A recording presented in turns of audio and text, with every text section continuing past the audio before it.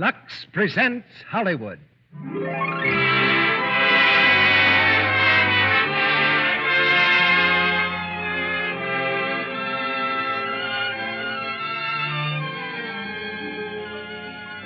The Lux Radio Theatre brings you Carole Lombard and Fred MacMurray in Made for Each Other. Ladies and gentlemen, your producer, Mr. Cecil B. DeMille.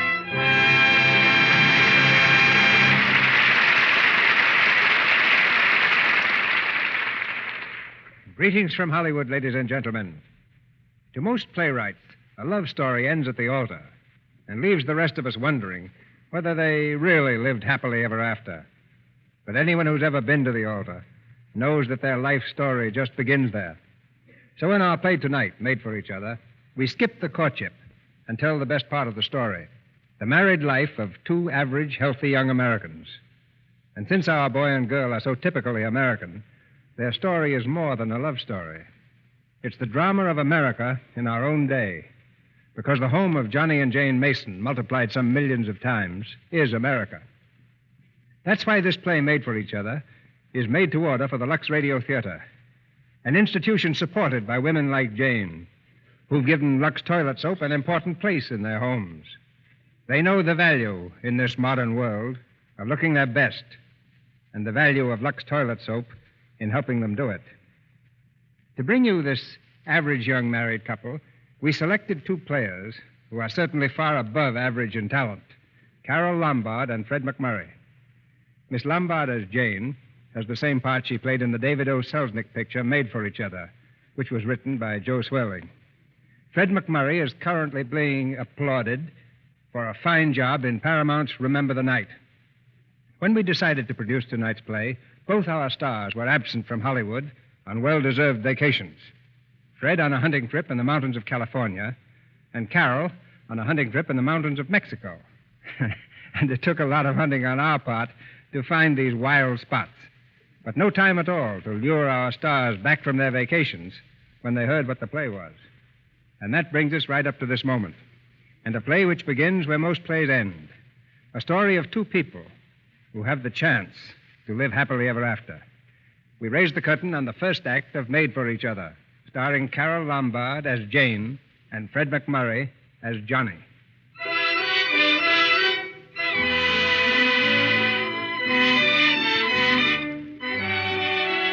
Spring in New York. Welcome sunshine warming the bright streets. A gentle breeze carrying with it a hint of blossoms in the park. And above all this, high in a skyscraper, the law offices of Doolittle, Messerschmitt, Doolittle, and Hutch. Dignity is the keynote of this impressive suite. But on the spring morning in question, dignity is lacking in the extreme, for the whole office force is gathered expectantly at the door, each person well supplied with rice and old shoes. Suddenly the door swings open, and the office boy dashes in. Hey, he's coming, Johnny Mason. Did you see him? Where is he? He's on the elevator. Get the shoes ready. Where's my rice? Quiet. Shh. Here he comes. Hello, kids. Hey, what's everybody looking at? Fine trick you pulled on us, Johnny Mason. What are you talking about? We were only kidding. Yeah, thanks. Thanks. Hey, wait a second, will you? I just got a guy get married. It isn't unusual, is it? Mason! That's just because a guy happens to get married. Mason! Oh, good morning, Mr. Doolittle. Come into my office. Yes, sir. Just on my way in. Never mind. Come in and close the door. Yes, sir. Well, Mason, what was all that racket out there? Well, they somehow found out that while I was away in Did you get the deposition in the case of Higgins against Higgins? Yes, sir. Here it is. Let me see it. Well, go on. What about that uproar? Well, after I got the deposition, I had a What few hours kind to of spare. nonsense is this? This isn't the deposition in the case of Higgins and Higgins. Oh, isn't it? No. It says, to the party of the first part, I love you, signed party of the second part. Oh, that, it's a note from Jane. She's my wife. Your wife? Yeah, that's what I was trying to tell you. I got married. Oh, you got married. Yeah, it all happened just as suddenly as that. I was strolling up on the common in Boston, and she had a cinder in her eye. A what? A cinder, a piece of, cinder.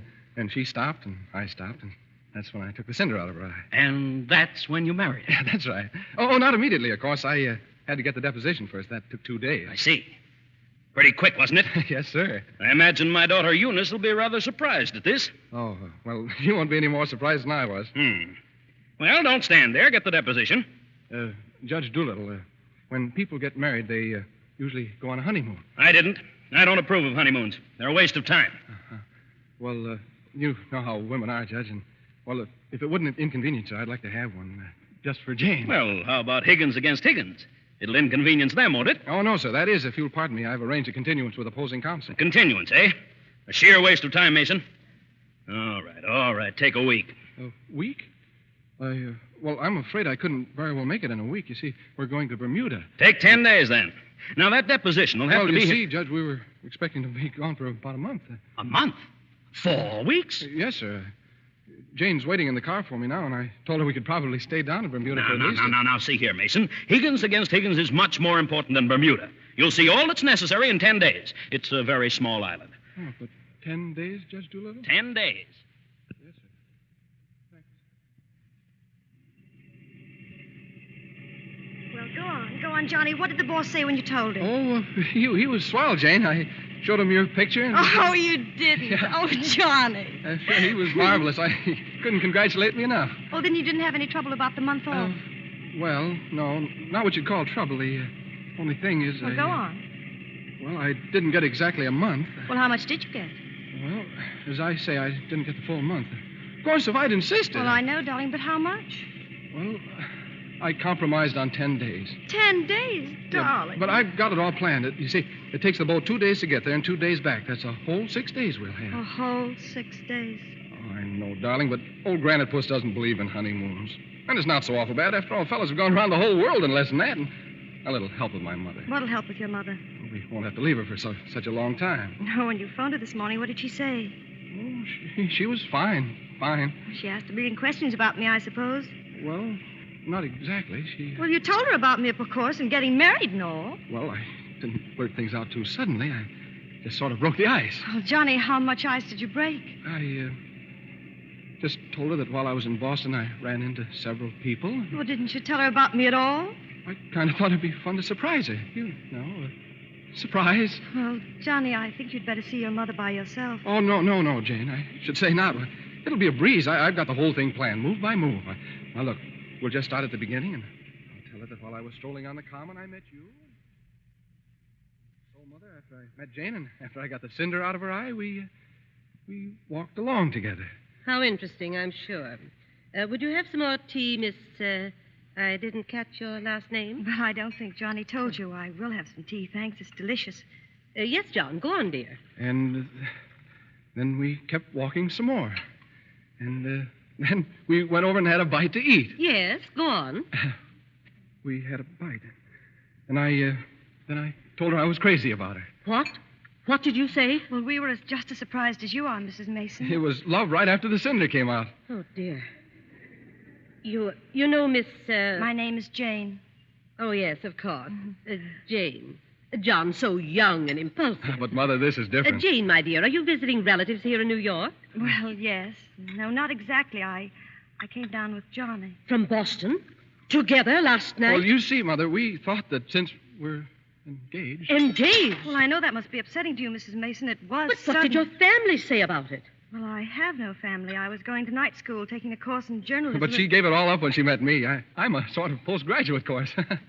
My dear, if you have any opportunity for a career in journalism, then by all means follow it through. But don't you think marriage is a bit of a career by itself? Oh, indeed, but one should be prepared for it. One shouldn't rush into it pell-mell. There are too many things to learn. Oh, Jane will learn them after we're married. Don't you worry, Mother. I hope and pray that day won't come for many years. You don't think we should get married? Emphatically not. Now, that isn't to say, please understand, that I have anything against Jane. I'm sure she's a lovely girl. Oh, I'm glad of that because, well, you see, you asked if she was visiting relatives. Yes. As a matter of fact, she's visiting one right now. Mother, We're married, Mrs. Mason. Oh, gosh, Mother, people get married sooner or later and go on honeymoons, and when we come back, we'll find a new apartment, and you'll stay with us. Jane insists on that, and we'll have a little family that'll... Family! Oh! Mother. Oh, Johnny, the smelling salt. She's fainted.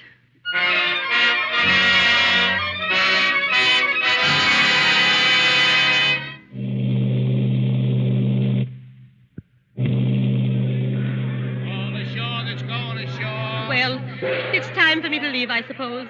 Goodbye, my son. Goodbye, Mother. Hey, gosh, don't look so sad. We'll be home in 10 days. I know. Goodbye. Goodbye, Mrs. Mason. Don't let him have too many strawberries. He gets rashes, you know. Mother. And when he gets to Bermuda, see that he wears a hat in the sun. I will. Oh, gee, Mother. He almost had a sunstroke once. Oh, that was 14 years ago. I'm over it now. And if he gets seasick, don't forget the pills I gave you for him. And take care of yourself, too. Oh, I will. Goodbye, Mrs. Mason. Come on, we'll wave to you from the rail. No, you stay here. I couldn't stand to see the boat leave with you on it, John. Goodbye. So long, Mother. We'll see you in a couple of weeks. Take care of him. He's my only son. I will. Funny things, Mothers. Well, let's go in the stateroom, huh? Oh, come on, let's unpack. We've got lots to do, darling. No. Let's just sit here and think. You know, this is the first time in my life I've been away from America. Me too, and it's just beautiful, Johnny. Yeah. Jane. What? Remember when I took that cinder out of your eye in Boston? How could I forget it? You know, I threw it away. I should have kept that cinder and put it in a locket or something. Why, if it weren't for that cinder, maybe we'd never have met. Oh, Johnny, don't say that. We had to meet. That's right, I guess. Still, if it hadn't been for that cinder... Oh, Johnny, isn't everything just beautiful? Yeah. Hey, that's us. We'll pull out pretty soon. Bon voyage, darling. Bon voyage, sweetheart. Oh, Johnny. Johnny. Who's that? I don't know. Go see. Come in. Oh, hello, Mason. Yeah, just caught you in time. Oh, Carter, it's nice of you to come down. Meet Mrs. Mason, my wife. Jane, this is Carter from the office. How do you do? Happy to know you. Well, Carter? Good thing I got here, Mason. You got just 5 minutes. 5 minutes for what? Get off the boat. Get off the boat. Get off. Don't mind him, dear. He's got a funny sense of humor. Yeah, well, Doolittle hasn't. He sent me down here. He wants you back in the office right away. What are you talking about? Higgins against Higgins. Well, what about Higgins against Higgins? Higgins against Higgins goes on the calendar next week. Oh, Johnny, they can't. Oh, no, Carter. You're mistaken. I got a continuance for a whole month. Yeah, you think you did. The other attorney didn't sign it. Judge Doolittle had the case reset for this week. Sent me down to get you off the boat. Johnny, they can't do that to you. Certainly not. What does old Grannis Putz think I am, a puppet? Some kind of a pawn he can push around like a pawn? Yes. It's out of the question. It's preposterous. Is that what you want me to tell Judge Doolittle? Yes. Oh, now, Jane, wait. Will you excuse us a moment, Carter? Certainly. But you'd better make up your mind in a hurry. That's telling them, Johnny. Sure, but, Jane, I mustn't be too impulsive like Mother says. Higgins against Higgins is my most important case. All right, so it's important, but it isn't as important as our honeymoon. Oh, no, certainly not, but only I don't want to lose my head. You see, in a way, darling, a lawyer is a little like a doctor or a lawyer or a soldier. See? You're not giving in to them. Well, not exactly, but maybe we can go on our honeymoon when the case is settled. We'll turn in our tickets. Oh, no, Johnny. Oh, but Judge Doolittle I hate Judge Doolittle. Shh, and I hate Higgins against Higgins. Oh, but I can't go And on. that nasty little man out there, Carter, I hate him. Oh, I know. I'll bet you hate me, too. No, Johnny, it would have been so beautiful.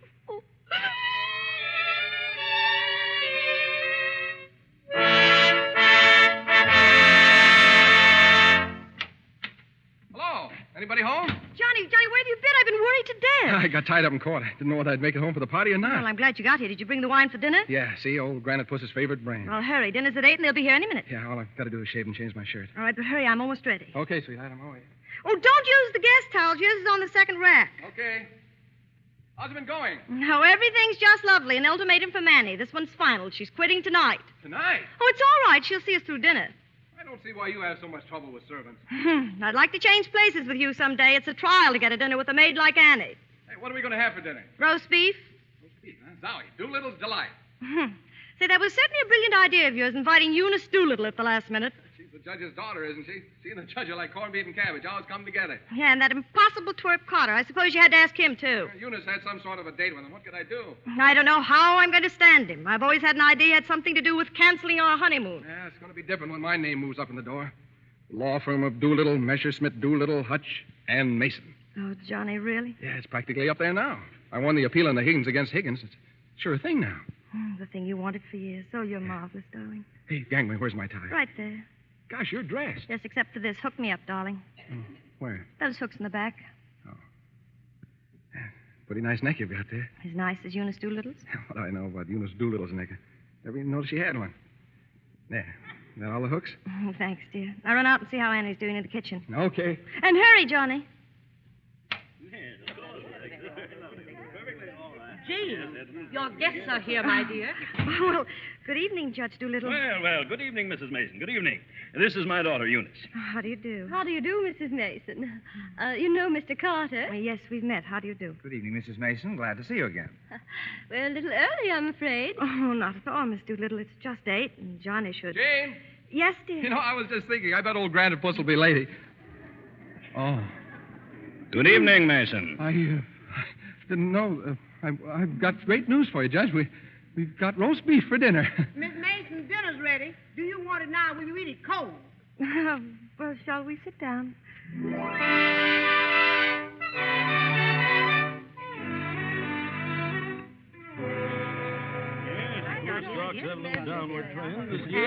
Annie, you may serve the dessert, please. Well, that's what I'm doing, ain't I? But, Annie, this isn't the ice cream. Well, maybe it don't look like it, but that's just what it is. But what happened to it? Somebody defrosted the icebox. Just a little accident, Judge. Quite all right. Oh, it looks just delicious, Mrs. Mason. Annie, you may serve the wafers. What's wafers? Crackers. Crackers. Well, I couldn't figure that one out. Judge Doolittle, Johnny tells me that you've won the appeal in the Higgins against Higgins case. Yes, at last. Well, is it true, Judge Doolittle, that something's going to happen in the firm next week? Yes, we're considering a blood transfusion. Metaphorically, of course. Getting new blood in the firm, as it were. We're appointing a junior partner. And Daddy's consulted with me. Yes. It's quite a job to pick the right man. I shouldn't think so. Surely if it's a question of merit, John... Yes. As a rule, I always trust to my own judgment. But when it comes to picking men, there's nothing like a woman's intuition. That's why Daddy consulted me. Mm-hmm. And the new partner will be... Beginning next Monday, the new name of the firm will be Doolittle. I, of course, will head it as I have for 25 years. And very capably. Messerschmitt. Naturally. Doolittle, my brother. Do hurry, Daddy. Hutch. And Carter. Not my son. Congratulations, Carter. Thank you, Judge Doolittle. It's all right. Nothing you didn't deserve, I'm sure. It's Well, all right. Carter, congratulations. Thanks. It's wonderful. I always knew you had it in you. I'd like to propose a toast to the new partner. Toast. Only we seem to have run out of wine.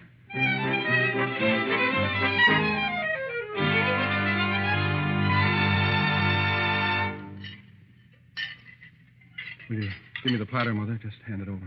Be careful, son. Don't cut your hand on those knives. Here, might as well wash this, Johnny. Somebody left their peas. It was Judge Doolittle. The dessert dishes are on the sideboard. I'll go get them. John, Gravy sure sticks. I didn't want to say anything. You know I've never interfered. But you must admit now. Yeah? You must admit now that if you hadn't rushed into this marriage, there would have been no question about your getting the partnership. What do you mean, Mother? If you'd have married Eunice Doolittle, and you could have, I know, you would have been in Mr. Carter's place. Look, Mother. Jane has more on her little finger than Eunice Doolittle ever will have if she lives to be 900. Son, Jane. And, Mother, there's something else. I don't like to mention it, but it isn't any too easy for Jane and all of us living together like this.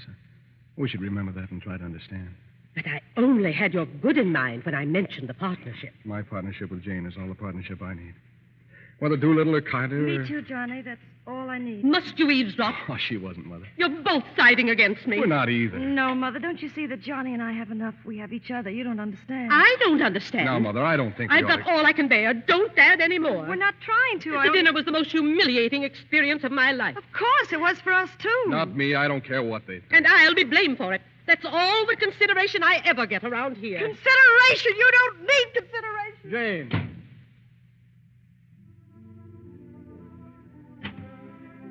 Jane, darling. Oh, I'm terribly sorry, Johnny. I didn't want to do that, but I guess it's just me, I guess. Yeah, I know, darling. Don't worry. It's going to be all right someday. I'll have a partnership of my own office, my own practice, and my own firm. Sure, that's right. And, I know a swell name for it. Mason and Mason. Yeah, Mason and... Huh? Father and son? Well, doctors can be wrong, but our doctor thinks there'll be another lawyer in the family pretty soon. Jane, you mean you could... A baby lawyer? Yes. I want him just like you. Oh, Jane. Jane, well, congratulations, honey.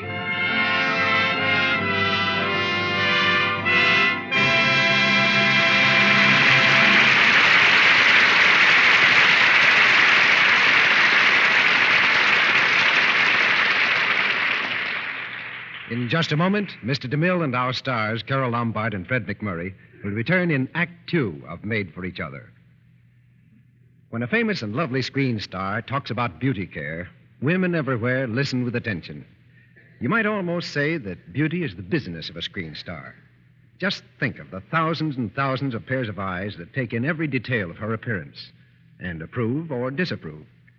Yes, screen stars must be alert every moment to see that they look their very best. And we know you're going to be interested in a beauty hint from that young charmer of the screen, Anne Sheridan. Here's what she says. I think there's nothing in the world more important to a woman's charm than smooth, soft skin. And that's why no matter how tired I am at bedtime, I wouldn't dream of neglecting my active lather facial with Lux soap.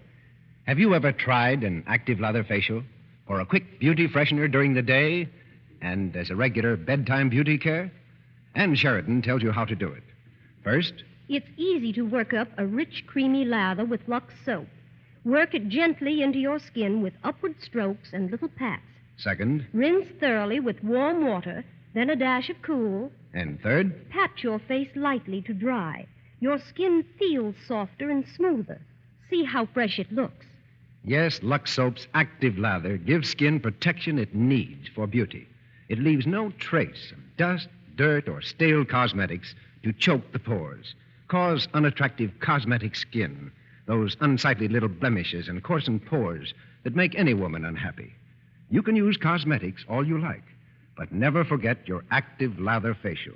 It's a wonderful way to protect your skin by helping to keep it soft, smooth, adorable.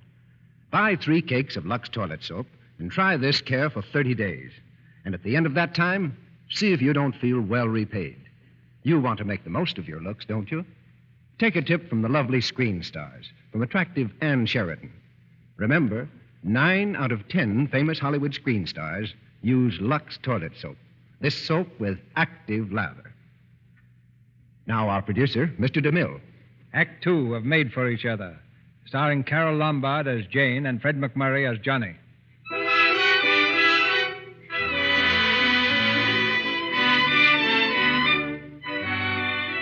The standard witticism of maternity nurses throughout the world is the doubtfully humorous remark, "We've never lost a father yet." But Johnny Mason, like many fathers before him, is not so easily convinced. His knees are shaking violently, his face contorted with terror as he treads the well-trod hallway of the hospital, awaiting the advent of his future law partner. Nobody looks at him. Nobody speaks to him. Johnny Mason is a lone and lonely man in a woman's world. Hey, nurse. Nurse, will you speak to me, please? Yes, what is it? Look, tell me, how about it? Huh? How about what? How about what? About the baby. My baby. Is he here? Oh, you want to know if he's arrived yet? Well, if you don't mind, yes. Well, it won't be long. And remember, we've never lost a father yet. Just take it easy. Take it easy. With this kind of service? Nurse! Hey, nurse, is that him? Is that my baby? No, and don't you come another step closer. Yeah, but if it's mine... Please, this is not your baby. Oh, all right. When's my baby coming? Now, don't worry. We've never lost a father. I know, but you'd better be careful this time, that's all. You'll just have to be patient. Be patient? Have you ever been a father? I'll die on my feet if I... Hey, doctor! Is that... What about my baby? Sorry, young man. I'm not your doctor. Have I got a doctor? Why doesn't somebody tell me something? Why doesn't somebody speak to me? Mr. Mason. Won't Mr. even Mason. look at me, a fine thing. Please, are you Mr. Mason? Me? Oh, yes! What do you want? I've been trying to... What's this? This is your baby, Mr. Mason. A girl? It's a boy. A boy. Oh, Jane, how's... She's fine. Everything is fine. You'd better sit down, Mr. Mason. You're a little pale. Me? Oh, no, I'm fine. I never felt... Oh! Doctor! Doctor! Stretcher, please. We're having father trouble again.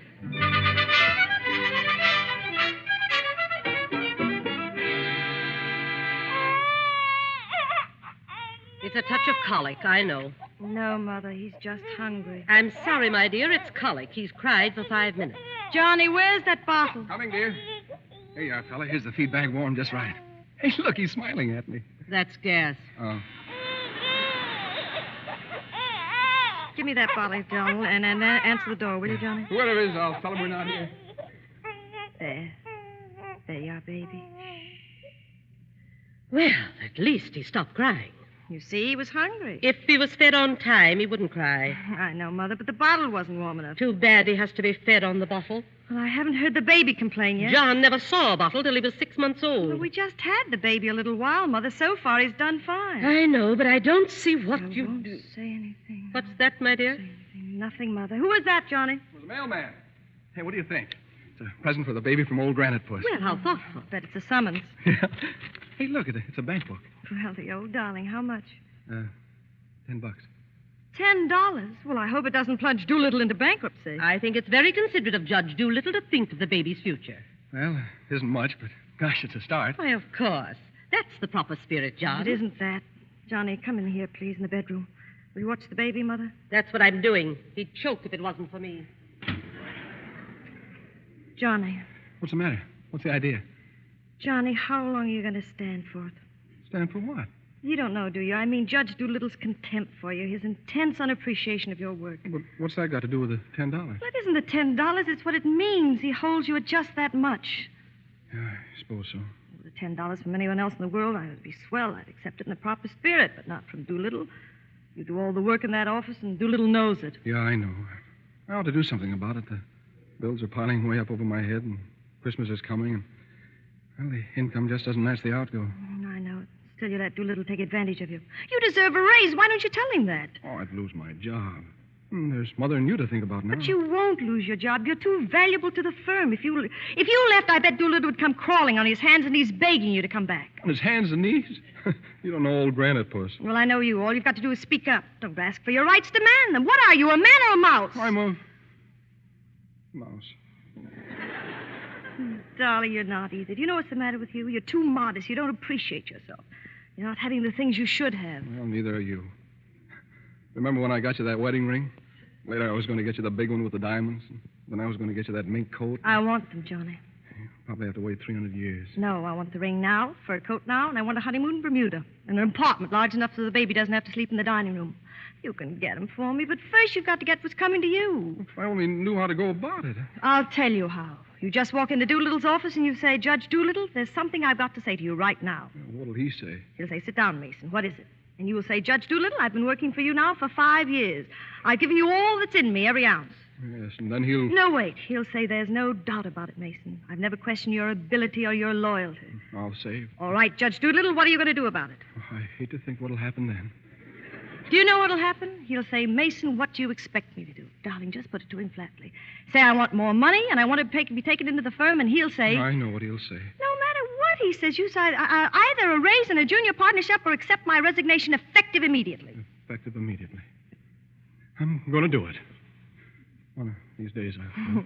One of these days is tomorrow at 10 a.m. Yeah, but how am I going to go in? Let's start at the beginning, darling.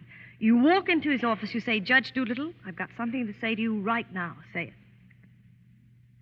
Judge Doolittle, I've got something to say to you right now. I either get a raise in a junior partnership. I either get a raise in a junior partnership. Or else you can accept my resignation. Or else you can accept my resignation. Effective immediately.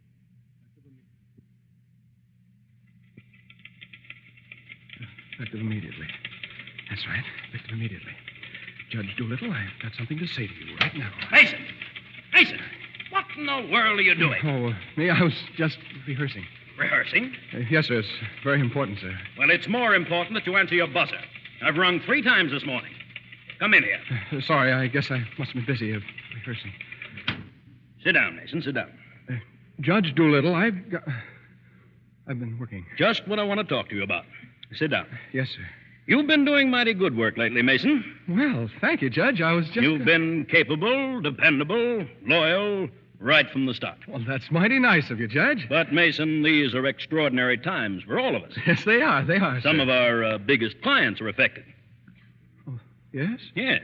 Most of them claim it's all they can do to stay in business. They do, huh? So they're cutting expenses right and left. And, naturally, we're the first to feel it. So we have to do something about it. Judge Doolittle, there's something I've got to say. So the only way out, as I can see it, is to tighten our belts. I'm asking everyone to take a 25% cut in salary. But, Judge Doolittle... Oh, it's a sacrifice, I know, but I'm taking my cut, too. These times we all have to put our shoulders to the wheel. Shoulders to the wheel. Yes, sir. Yes, sir. I'm glad you understand, Mason. It warms my heart to see such a splendid spirit of cooperation in one of my men. Thank you, sir. Yes. Oh, by the way, Mason, please answer your buzzer next time. Yes, sir. I will, sir. Johnny Mason, your wife's on the phone. Well, tell her I won't be home. Tell her we won't be home till late.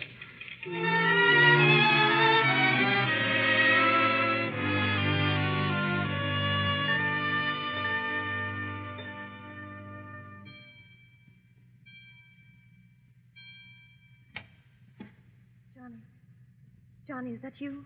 Yes, it is. John H. Mason, the failure. Good morning, Johnny. Good morning. How do you feel, Johnny? Fine. I feel fine. What time is it? 4 o'clock, 5 o'clock. Say, high noon. Well, it's just 3, isn't it? If you know what time it is, why do you ask me? What difference does it make what time it is? I feel fine. You'd better go to bed, Johnny. You have to tell me like a child. Are you going to sleep? Sure, I'm going to sleep. Do you think you'll be comfortable? Certainly I'll be comfortable. You're sure you'll be comfortable? Sure, I'm sure I'll be comfortable. Well, don't you think you'd be more comfortable if you took your hat off? Oh, maybe. Can I help? I don't need any help. I feel fine. Well, what are you looking so funny about? Better go to sleep, dear. Better get in bed. Am I comfortable? How do I feel? You'd think I committed a crime. You'd think I was on the witness stand. Man comes home looking for a little peace and quiet, and what happens? Why didn't I phone you from the office? Why didn't I come home to supper? A million questions fired at me. I ran into Doolittle this afternoon. I was out for a walk with the baby. He was in the park. All right. Come on, let me have it. Tell me what you really think of me. Tell me I'm a failure, a weakling. Tell me what a rotten worm I am. Tell me... Oh, Jane. Oh, Johnny, you fool. What does it matter if you get a raise or a partnership or anything? Oh, Jane, I let you down. I'll always let you down. I'm no good. Johnny, don't say that. It was my fault for interfering. I'll never do it again, never. We don't need anything. We've got each other. You're all I have and all I want. Please, if you feel bad, I'll die. Jane, Oh, Johnny, look at me and tell me you don't feel bad. Jane, I don't feel bad. I feel fine. Honest, I do. Oh, Johnny, the next time you go out and get blasted, you better take me along with you or I'll get a divorce. If you do, you better get a good lawyer. Well, I've got a good lawyer.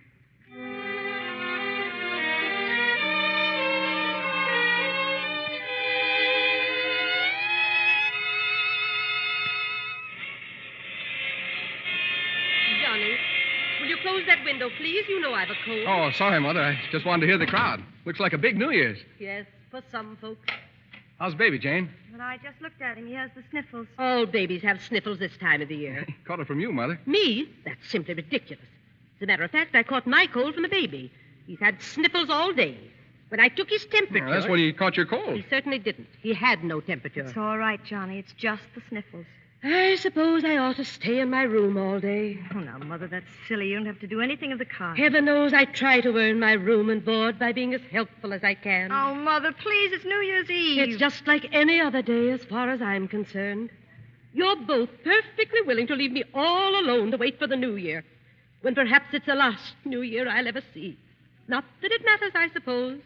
Oh, I know I'm in the way. Gee whiz, Mother, why do you keep saying things like that? It's true. Ask Jane if it isn't. No, Mother, it isn't true, and you know it isn't. Look, Mother, Jane and I aren't going out anywhere. We're going to celebrate right here at home. Just the 3 of us. How's that? It's fine. We've got a bottle of wine. We'll open it at midnight and have a grand time. There's nothing in the house to eat. Oh, that's all right. I'll run over to the delicatessen and get some bologna and stuff. Yes, and get plenty of mustard, Johnny. You know I can't eat those things before going to bed.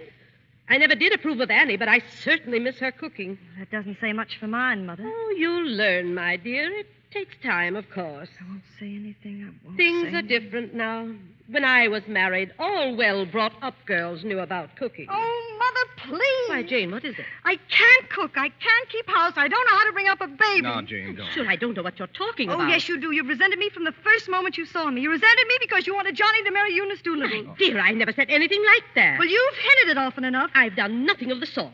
But they were engaged. Mother, I was never engaged to Eunice Doolittle. Not what you call engaged, And perhaps. even if I were, you shouldn't keep mentioning it to Jane all the I time. can't understand why she's so touchy about it. Touchy, that's why you hate me. Jane, stop it. Now, let her go on. She can say anything she likes. I know my place here.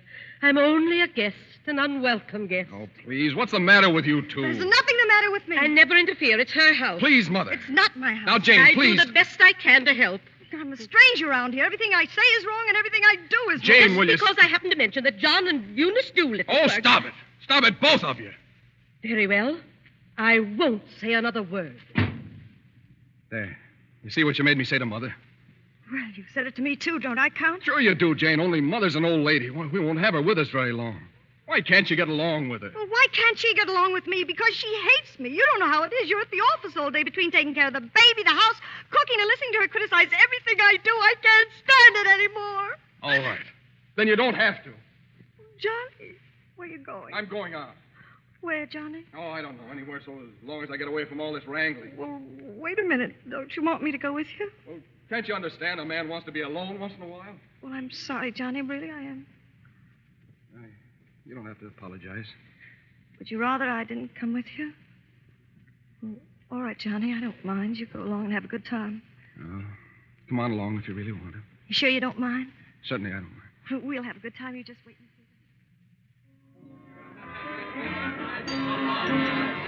More wine, sir? No.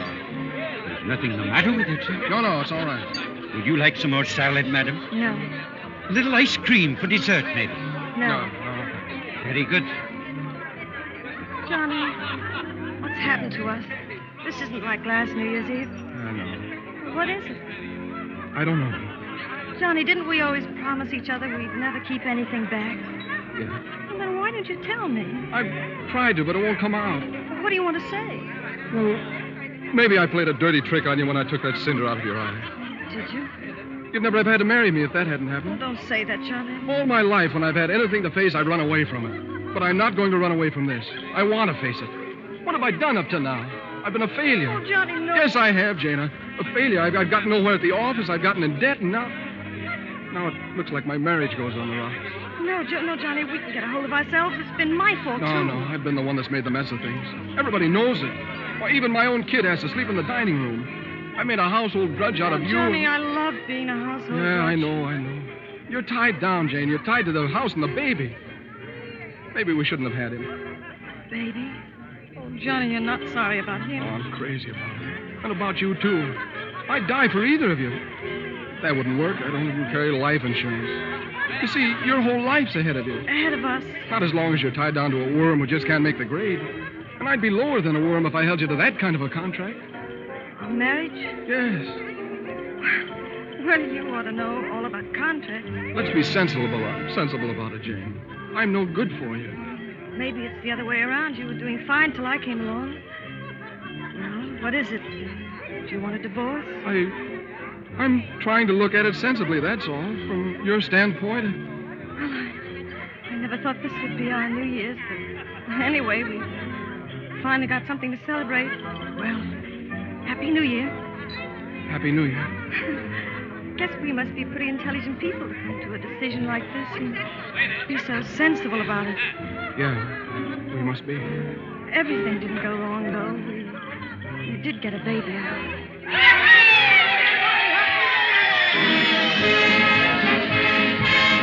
Well, the New Year's here. I think I'll go call up the house and see how the baby is. There's a phone in the booth in the lobby. I'll go with you. No, I'll come right but back. Jane, wait a minute.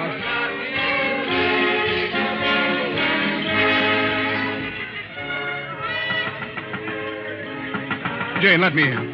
Let me in the booth, Jane. I want to... Jane, listen. Wait. Hello.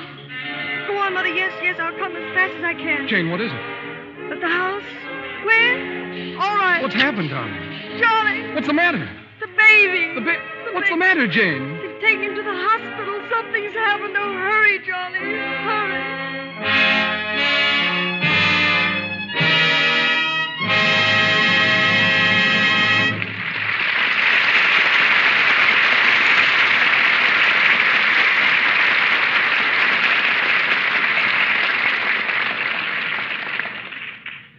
In just a moment, Mr. DeMille will bring Carole Lombard and Fred MacMurray back in Act 3 of Made for Each Other. But right now, I'd like to tell you a little story about Joan Blondell, one of Hollywood's most lovable and charming stars. I watched Miss Blondell over at Columbia the other day.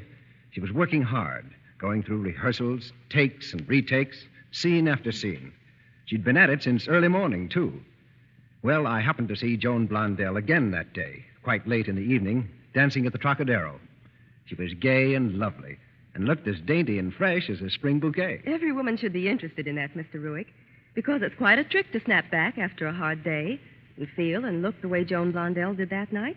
And every woman faces that same problem, how to be fresh and relaxed and charming when evening comes around, just as much as the screen stars do. Well, Sally, you know the way Joan Blondell solves that problem. I certainly do. Joan Blondell uses her complexion soap, Lux toilet soap, for a quick, refreshing bath. It helps her snap back after working hard all day and helps her look and feel fresh and dainty.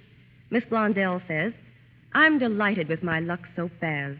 Just try this beauty bath next time you're all tired out and have a date to keep. You'll find it picks you up in no time." And here's something else. Joan Blondell goes on to say, "A Lux toilet soap bath is the best way I know to protect daintiness. Lux soap's active lather leaves skin really fresh and sweet perfumed with a delicate, clinging fragrance you'll love." Famous screen stars and lovely women everywhere agree that their beauty baths with fragrant, white Lux toilet soap are wonderfully refreshing. And they particularly like the fact that they can depend on these baths to protect daintiness, make them sure of skin that's sweet. You see, Lux toilet soap has rich, fluffy, active lather that cleanses thoroughly, removing perspiration, every trace of dust and dirt from your skin. Now, why don't you take Miss Blondell's advice? Use this fine complexion soap for your daily beauty bath, too. You'll feel refreshed, and you're sure to love this fragrant, luxurious way of protecting daintiness. Try it and see, won't you? We pause now for station identification. This is the Columbia Broadcasting System.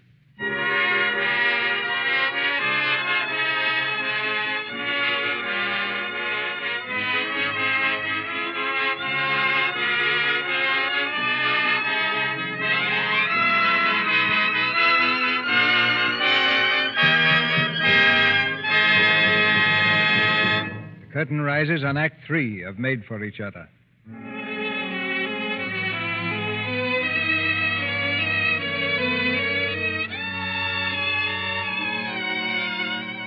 Only a few hours have passed, but to Johnny and Jane, these hours have been eternity. In the waiting room of the hospital, they sit close together, hardly trusting themselves to speak, while just down the hall, their baby fights for life with every breath. At last, the door opens and the doctor enters, his face grave. Dr. Healy. How is he, Doctor? Oh, tell us, please. I'll tell you exactly what the microscope told me. Your baby has pneumonia, type 14. I'm afraid I can't give you much help. Oh, it's that bad? Yes. There's a new serum which has worked in cases of this sort, however. The hospital is trying to get it. Trying to get it? There's none in New York. We've called the laboratories in Salt Lake City for a supply to be sent by air as soon as possible. How soon will it be here? I wish I could say. We've just been advised that a storm is raging in that section. No pilot will make the trip tonight. Then we can't get the serum? I'm afraid not in time. However, I'm hoping that we may be... That isn't enough. I'll find a pilot. Oh, Johnny, we've got to. We've got to.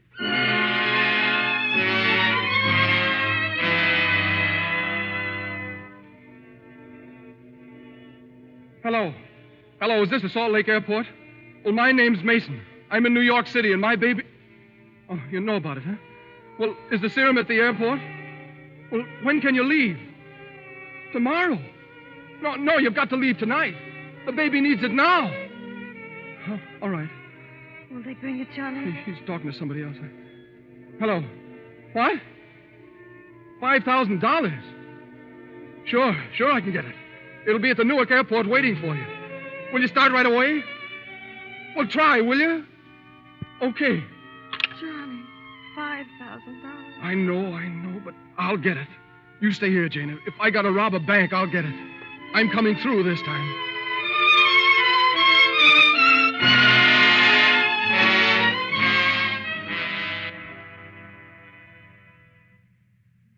You don't dare wake Judge Doolittle. Is this his room? Mr. Mason, you must leave. Doolittle, come on, wake up. Mr. Mason, please, he'll be furious. Doolittle, wake up. What? Who is this? It's Mason from the office. I've got to talk to you right now. You must be drunk. I'm not drunk. Look, Judge. Is this your way of celebrating the New Year? Now you listen to me. You listen to me for a change. When you asked me to take a cut, I took it, didn't I? What? And I had to let the baby sleep in the dining room, and that's why he caught cold. What are you talking I'm about? talking about my baby. He's got pneumonia, and I need $5,000. That's what it'll cost to get a serum out from Salt Lake. And you're going to let me have it. My baby's dying. Dying, to hear that? Your baby?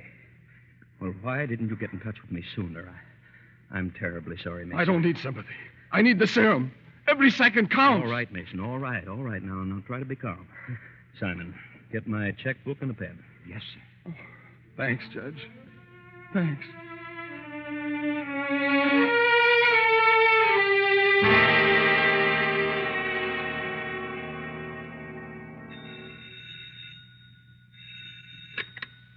Salt Lake City Airport, Hatton speaking. Okay, put him on. Hey, Conway, the bug in New York wants me to fly a plane there. Tell him he's nuts. We couldn't get a ship off the ground out here. Yeah, and that ain't never... Hello? Hello, yeah. Yeah, Mr. Mason. The serum's here in Salt Lake, but why did it seem impossible to take off? Well, what can I do? I know how you feel. I gotta take... Listen there. What can you do with a guy like that? Here, give me that phone. I'll tell him. Wait a second, Mr. Mason. Conway will talk to you. Now, look here, Mason. What do you think this is, a suicide club? You can't expect any guy in his right mind to fly a plane in a night like this. Tell him the weather's thick as soup. Yeah, I know, Mason. But a ship in a storm like this one wouldn't stand a chance of getting through. Now, look. Huh? What? He smoked. The guy's crying. Hey, now, wait a minute, buddy. Wait a minute. Take it easy. Take it easy. Hold on a minute. Hatton. Yeah. Hatton, will you let me borrow your plane? Are you crazy? You ought to know how it is. You've got kids of your own. I'll give you half the money if you loan me the crate. Suppose you crack it up. Then you can keep the whole $5. I won't need it. Okay, Conway, but you're nuts. Hello, Mason? Mason, relax. I'll highball her into New York tomorrow.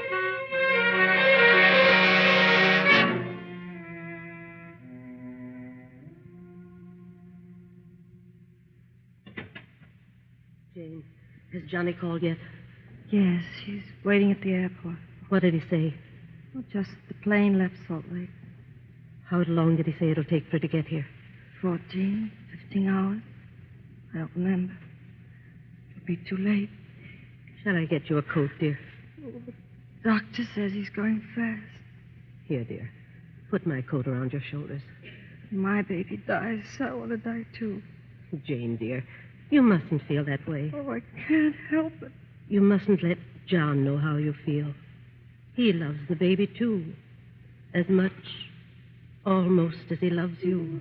Poor Johnny, he'll be so lonely if the baby... He'll have you, Jane, and you'll have him. And you can't be lonely, either of you, as long as you have each other. What? You know when you're lonely, really lonely, when you've no one to share things with, not even a loss. Mother. That's when you're really lonely. Oh, Mother, I haven't understood you. You are lonely, aren't you? Oh, Mother.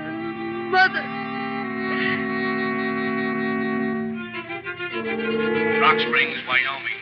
Conway calling Rock Springs, Wyoming. Conway in a commercial NC-24 over Rock Springs. Relay this message to Newark. Blizzard increasing. Ship icing up. Making detour south toward Denver. Conway calling Denver. Emergency. I'm in a bad downdraft. Losing altitude. Visibility 0. Can't even see my wingtip. Relay Newark. Conway calling Denver. I'm in a bad downdraft. Denver calling. Can you hear me, Conway? Come in, Conway.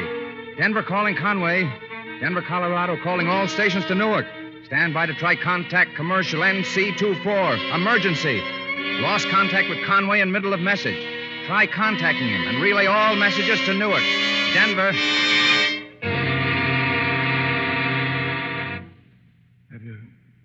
Have you heard anything more? I tried about an hour ago, Mr. Mason. I'll try Allentown again. They might have heard something. Well, hurry, please. This waiting is terrible. Yeah. Newark, New Jersey, calling Allentown, Pennsylvania. Do you read me, Allentown? Come in, Newark. What's the latest dope on Conway in commercial NC24? Haven't heard a thing for 8 hours. Did you check with Iowa City? About 10 minutes ago. And they just checked with Omaha. No word of any kind? Not a thing's come through. Let me know right away if something does. Okay. That's it, Mr. Mason. Well, do planes go this long unreported? Longer sometimes, Judge Doolittle. It's an everyday occurrence in weather like this. Of course. What? Well, maybe his short wave's out of condition. That happens. Yes, that's what I think, Johnny. Yeah. You can look at it this way. It stands to reason Conway got out of the low-pressure area when he passed the Rockies. Why, certainly it stands to reason.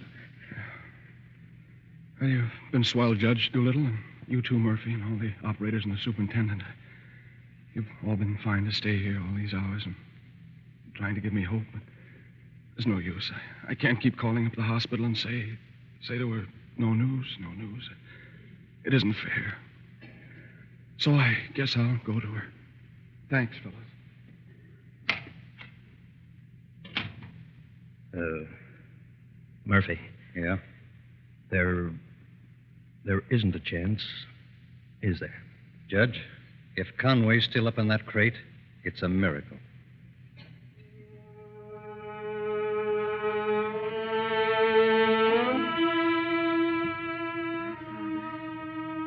Who art in heaven, hallowed be thy name. Thy kingdom come. Thy will be done on earth as it is in heaven. Give us this day our daily bread. Oh, I don't know how. And forgive us our debts as we forgive our debtors. Oh, Johnny, you've come. And lead us not into temptation, but deliver us from evil.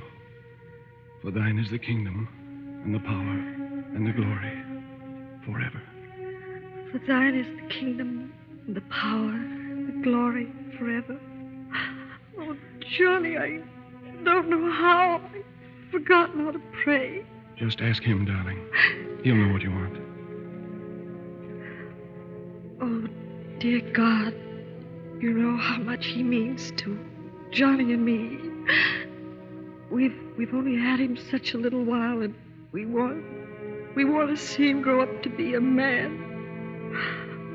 Oh, please help our little baby. He's so small, so helpless. He can't do anything for himself, and we can't seem to do anything for him. Oh, please.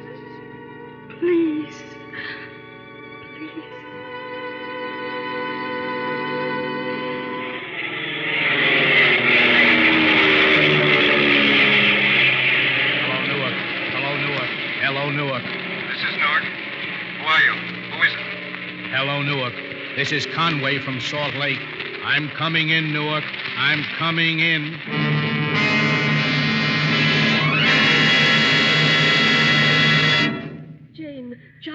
Jane, my dear. Mother, what is it? Dr. Healy, Mrs. Mason. Is it all over? No, my dear, it isn't all over. The baby's sleeping soundly, normally for the first time. Johnny, did they tell you the news? Conway got through with the serum. What? Judge Doolittle brought her to the hospital himself. Oh, Jane. The baby's going to get well. We administered the serum as soon as it arrived. He's picked up amazingly. He's going to be well. Oh, Jane. Dear God, thank you. Thank you.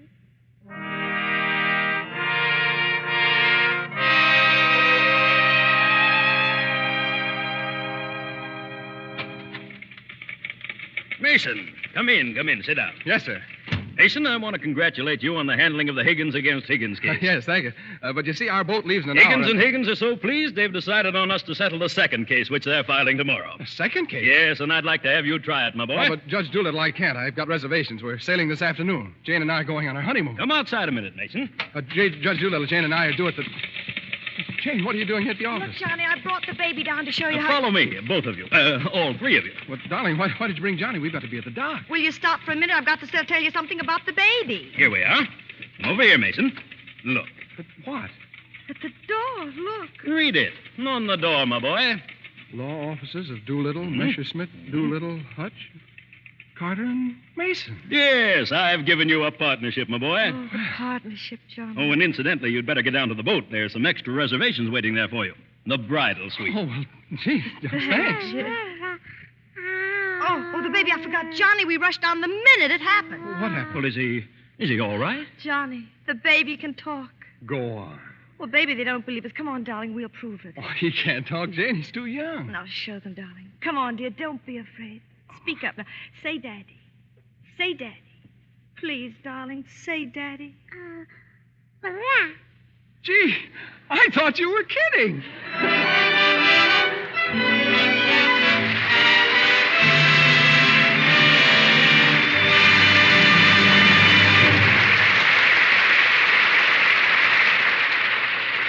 It's always refreshing to have Carole Lombard and Fred MacMurray in the Lux Radio Theatre.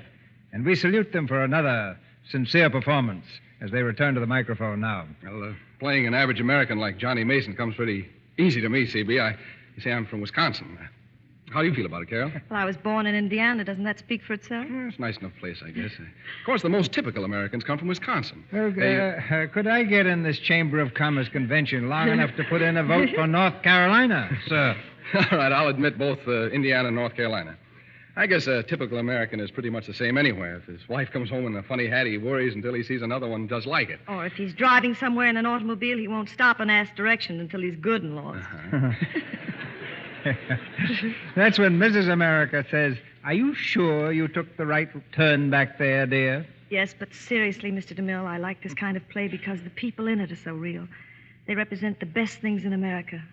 They give us sort of a collective national sanity when we need it most. The people who make democracy work. May their shadows never grow less. That's what we all hope. What play are you doing next week, CB? Well, Fred? Before we go on to next week, there's something I'd like to say about the product behind this program. It's just this. I've used Lux soap myself as a complexion care for a good many years. And you can count me as one of your most satisfied Lux customers. And we'll count you as one of our most charming, Carol. Next Monday night, the Lux Radio Theatre presents that versatile star of radio, stage, and screen, Rudy Valley. With Rudy, we'll have the lovely Virginia Bruce, and our play will be Swing High, Swing Low, adapted from the Paramount screen hit. It's the story of a singing entertainer and the girl whose love and loyalty helped him to fame. Rudy Valley, Virginia Bruce, Una Merkel, and Roscoe Carnes give us the ingredients of a sparkling evening Monday next. That sounds like standing room only at the loudspeaker. Good night, CB. Good night, everyone. Good night. Good night. That was an all-American performance. Our sponsors, the makers of Lux Toilet Soap, join me in inviting you to be with us again next Monday night when the Lux Radio Theatre presents Rudy Valley, Virginia Bruce, Una Merkel, and Roscoe Carnes in Swing High, Swing Low. This is Cecil B. DeMille saying good night to you from Hollywood.